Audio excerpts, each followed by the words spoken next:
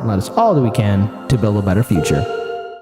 Daniel, what is going on? Yeah, so this is sort of like our part 2 coverage of Andrew Yang. It sort of really is. We're going to be talking about Yang, but we're also going to be talking about one of the most even-sided CNN articles I've ever read on the Israel-Palestine situation. It's quite something to be like, oh yeah, that's not bad. But I also really want to tie this into Yang, and what I had said yesterday.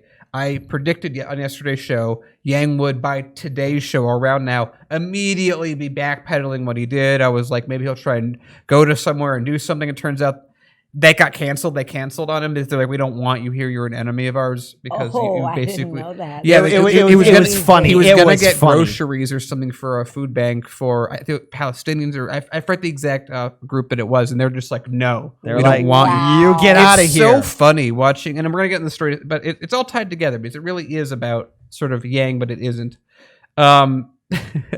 This all started. But it's kind of funny. It's because the rest of the story we're going to do is very not funny, but it's just not. very funny with Yang. That's why we're anyway. So it's just really funny that this all started because Yang was like, I don't like circumcision.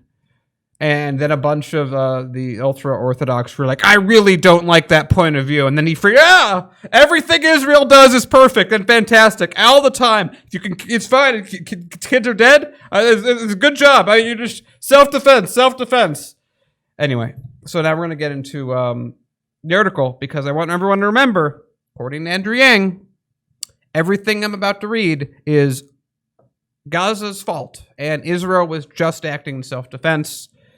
Yeah. So the worst violence in years between Israelis and Palestinians show no signs of letting up on Wednesday as continued Israeli airstrikes and Hamas rocket fire prompted the United Nations to warn the conflict would mushroom into a full-scale war. And by the way, this all started because Israel, as always, is like, I want to take some land from a country that isn't mine. And everyone should be okay with that. Also, we're going to kind of shoot up a bunch of people praying in the third most important mosque to Islam. And that should be okay. And why is everyone yelling at us? What's happening? Israel's bombing campaign in Gaza has now killed at least 48 people, including 14 children, and injured more than 300. According to Gaza-based Palestinian Health Ministry. Again, this is CNN that's actually mentioning that Gaza's a thing with autonomy, which I'm very proud of them. CNN, you get a gold star. Israel says at least 15 of the dead were Hamas militants because, their numbers are always right. Stop the fire immediately. We're escalating towards a full-scale war, tweeted UN Special Coordinator for the Middle East Peace Process, Tor Westland. The cost of war in Gaza is devastating and is being paid by ordinary people. UN is working with all sides to restore calm, stop the violence now. Militants in Gaza have fired more than 1,000 rockets into Israel since the latest flare-up began Monday afternoon, killing 5 Israeli civilians and injuring more than 200 others. The Israel military said Wednesday around 130 rockets hit Tel Aviv last night, forcing Israel's main international airport to close. Man, Gaza probably wishes they had an airport that could get closed. Many of the rockets were intercepted by Israel's Iron Dome because, an Iron Dome. Yeah, because Israel's literally like, oh yeah, no, the 1,000 rockets, we're going to intercept most of them anyway. Mm-hmm. And it's like, if you're shooting one of those rockets, you're not aiming. You're just like, hopefully it lands somewhere that you want it to. But Israel has a little more accuracy. Anyway. But several, they literally have an Iron Dome. But several struck Tel Aviv, setting a bus ablaze and killing one Israeli woman. Thousands of Israelis spent the night in bomb shelters. And again, to CNN, this next paragraph, I'm impressed by you guys today. In Gaza, which has few bomb shelters and no air defense system, several buildings and apartments were damaged by Israeli airstrikes. One of those strikes brought a multi-story tower block tumbling down. This is one of the most BS next sentences that Israel can ever say when you know exactly what exists and what does not exist in Gaza. The Israeli Defense Force said the building was a stronghold of Hamas, and weapons research. Oh, those R&D buildings all throughout, the Palestinian part of this thing. Oh, they got that money. I care. What are you looking at? It's like they just go in and they have their weapons testing and their R&D and they have their computer. I mean, that's exactly Okay, You know, they look, have those things. They don't It's have part- electricity or running know. water anywhere in the West Bank, Gaza, or any of the other territories. Yeah. Hey, look, it's a fact. There's no debate about it. They don't have electricity or running water They don't in even any have of the concrete. Palestinian territories. It's how dare you say that they're doing weapons research. What are you talking about? How can you possibly do that? You need a certain level of infrastructure for that, They like got none. electricity or running water. And none of it Or- exists. Yeah. Those So, are helpful things. Yes. Al-Qudra. Al-Qudra. Yeah, it's not that one.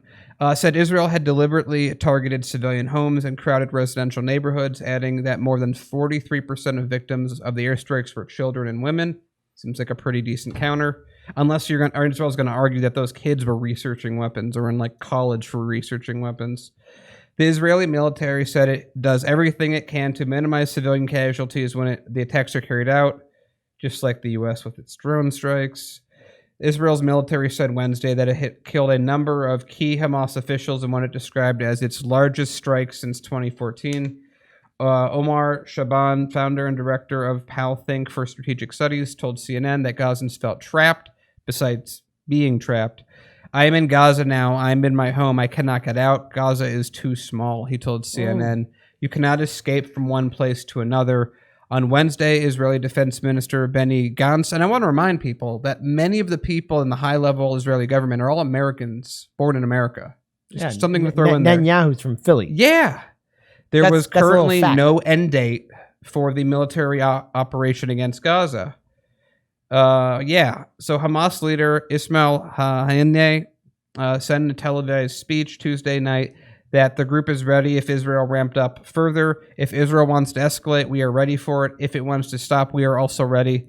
It's weird that that sounds more like tame. Like, hey, if you go, we'll go. If you stop, we'll stop. And Israel's like, we have no end date to stop these bombings. If they want to remove their hand over Jerusalem, we're ready.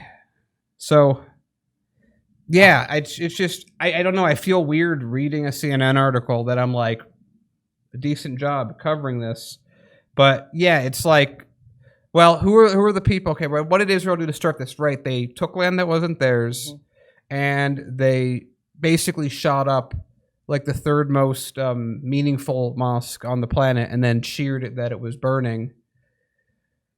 And then the other side, launched a bunch of uncontrolled rockets that maybe hit their target at some point if they maybe hit it, and it's blocked by an iron dome. Whereas Israel's like, no, we're just gonna. I think it was the vast majority hit the dome. Like nothing really penetrated. Meanwhile, Israel's like, good thing they don't have an air defense system, and just is hitting them with our planes that we are paying for.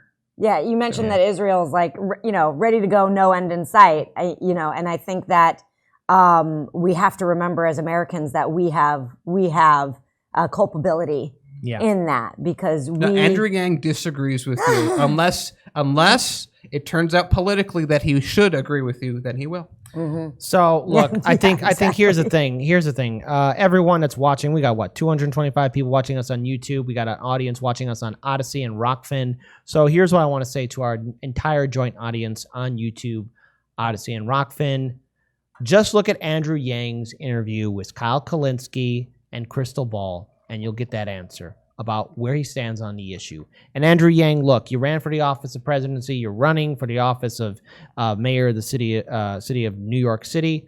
So, guess what, buddy? Sometimes in politics, it's best to keep your mouth shut, especially on very sensitive geopolitical issues that are happening across the world. And the thing is, look, we all have opinions on issues, but Yang, you keep on stepping in it, and now you have surrounded yourself with a bunch of landmines, and you've lost your credibility, and people now don't want to associate yourself. You're going to upset everyone. By playing it safe or trying to choose a side or pick sides, you have limited yourself. And I'm curious to see how this mayoral election will turn out for you. But and another point, too, we got to bring up is that, look, this conflict that we're seeing was instigated by the state of Israel stealing people's homes. Mm-hmm. And then the crescendo was blowing up the third most important mosque in the Middle East. That scene was and the thing is, that's a world historic land site. I mean, that is something that is important to the history of, I'm going to say this for everyone, humanity. all the humans on the planet. That is something that belongs to all of us. And it was caught on fire and it was cheered by thousands of people. And here's something else that someone just reminded me. It's a waterfall in chat reminded me this is all happening in addition to this. Netanyahu's corruption trial is just starting. Oh, that's right. So this is also a All very a distraction. common tactic with politics. I was going to say, you think there's a convenience? There's with no that. question. Yeah. Netanyahu's entire bread and butter is getting Israeli people to think that they're about to be wiped off the map by everyone around them. So by causing tragedy and fighting, he of course makes surrounding countries really upset at them. And now he's like, look, we're a threat. Only I can protect you from this great threat. He said in a Philadelphian accent. Well, remember in the Bush years when the re-election was happening and people were like, well, you know, he's the one that got us into this whole mess. Like, And he can get us out. He should be the one. I'm like, what kind of logic is that? No, it's the a worst terrible logic. Yeah. We never found the WMDs, folks. Spoiler alert. They didn't exist in the first place.